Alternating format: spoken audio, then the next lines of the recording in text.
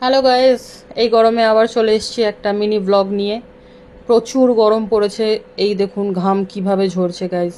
হঠাৎ সঙ্গীতা ফোন করে বলল আয় একটা দরকারি কথা আছে, ফোনে বলবো না। তাই একটু রেডি হয়ে নিলাম কোনো রকম, গরমে যতটুকু হওয়া যায়। ওকে আমি বারবার ফোন করছি যে বল কি হয়েছে, ও বলতে চাইছেই না। ও বলছে আয়, আমি সামনে আসলেই বলবো, জানি না কি এমন বলবে। একটু লিপ বাম লাগিয়ে একটু পোজ দিয়ে নিলাম গাইজ, সুন্দর করে নিলাম। চুলটা ভেজা ছিল, ঘাম ঝরছে গাইজ, দেখো একবার ঘাম ঝরছে দেখো। উফ, মাই গড, কি ঘাম।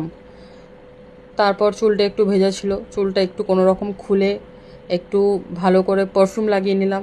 তারপর আবার ওকে ফোন করলাম যে বল কি হয়েছে, তাহলে আর এই গরমে যাব না। আবার সেম কথাই বললো, আয় না আসলে বলবো না, জানি না কি এমন বলবে। তো ভাবলাম যে হ্যাঁ ঠিক আছে, অনেক ফ্যাশন করে নিয়েছি, এবার চুলটা আমাকে বেঁধে নিতে হবে, নাহলে এই গরমে আমিই না মরে যাই। তাই চুলটা বেঁধে নিলাম গাইজ, এবার যাবো ওর বাড়িতে। এই যে এবার দেখুন, আমি হচ্ছে যতই নিজের মুখের ভাষা কন্ট্রোল করে নিই, বাট আমি আমার এই মুখের সাবটাইটেল কোনোদিন আমি কন্ট্রোল করতে পারবো না।